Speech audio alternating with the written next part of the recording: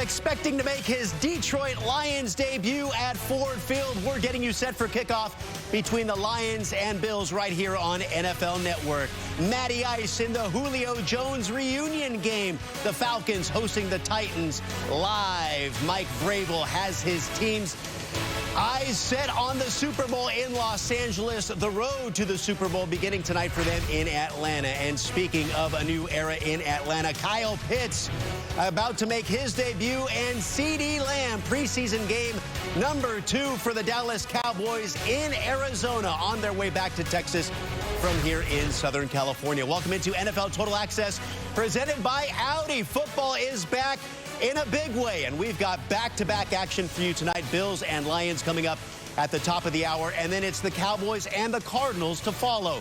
Hello, I'm Omar Reese alongside my buddies Andrew Hawkins, a.k.a. Hawk, and our NFL media insider Ian Rappaport. Hawk, we'll begin with you as we look at Ford Field now and Jared Goff, the Detroit Lions. What are you looking to see from them tonight in Dan Campbell's debut? I want to see the kind of mentality they have. We've heard so many Dan Campbellisms throughout the offseason about them being tough, biting off kneecaps. Now, I know it's just a preseason and it's only game 1, but a mentality starts early. So I want to see if all the things he's been preaching, working on in the offseason and telling us in the media is actually the team that they're going to be, because you'll be able to see inklings of that poke through on offense, defense, and special teams. If that's truly their tough guy mentality, it should show up tonight. Ian, you were over at Lions camp earlier here for ITC Live. What was the message that Dan Campbell was preaching to his players? Obviously, we heard what he's saying to the media in those press conferences. What was the message he was selling to the roster?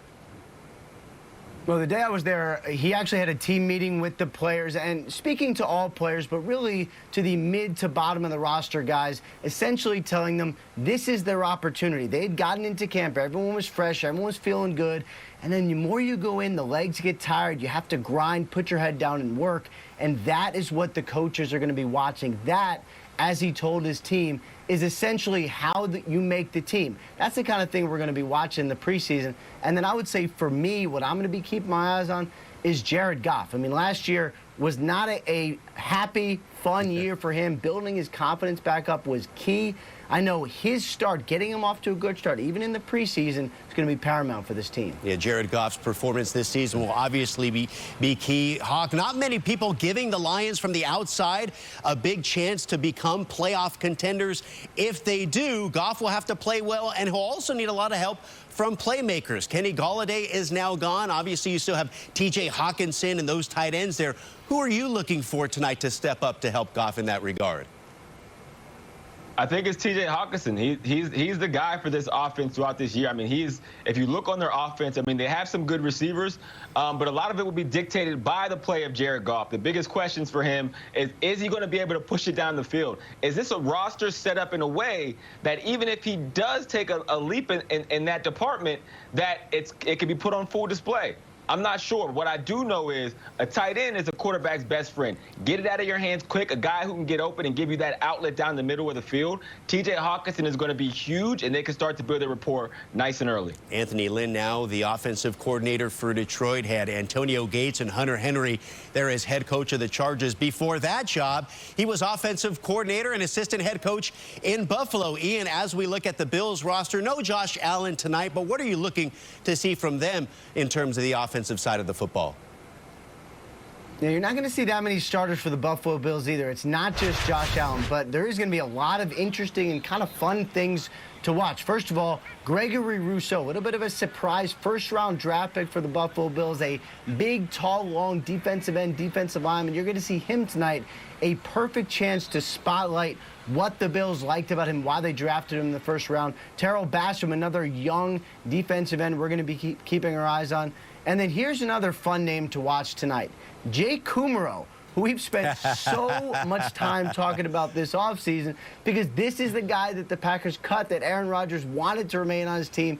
He loves the potential. You're going to see Jay Kumaro tonight, and maybe he will show us why Aaron Rodgers loves him so much. Yeah, certainly caused a little bit of division there, or maybe even a lot of division there in Green Bay when he was cut. When you look at the Bills, Hawk, last season, their receiving core led the entire NFL in most major categories. Receptions, receiving yards per game. Stephon Diggs' addition was huge for that roster, not just in that receiving room, but for the entire team. They have everybody coming back, even Emmanuel Sanders in that mix now. What do you want to see from that group here tonight?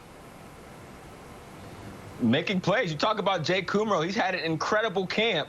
It's time to put it on when the lights are on. I mean, you'll hear coaches talk about how important it is that the reps you're doing every day in camp, but you can't get small when it's time to go. That's how the NFL works. Practice all week, but it doesn't matter what you do Monday through Friday if you can't do it on Sundays. Here's the opportunity, the first opportunity for these guys to put that on full display. Jake Kumro, I'm expecting a big game out of him. I mean, you talked about that receiving core last year, and I mean, I hope that Josh Allen bought Stephon Diggs the dopest gift that a quarterback ever gave a receiver, because when you talk about him taking a leap to last season, that leap was Stephon Diggs and what he was able to bring to that receiving core and to that offense. Yeah, Stephon Diggs adding to that roster in a big way. We're excited to see the rookie linebacker for the Cardinals in Game 2, Zaven Collins.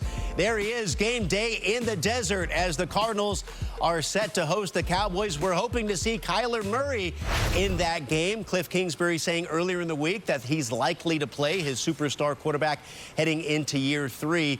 What are you looking for in this game, Ian, when you look at the Cardinals and the Cowboys there in the desert, game number 2 here? Well, it sounds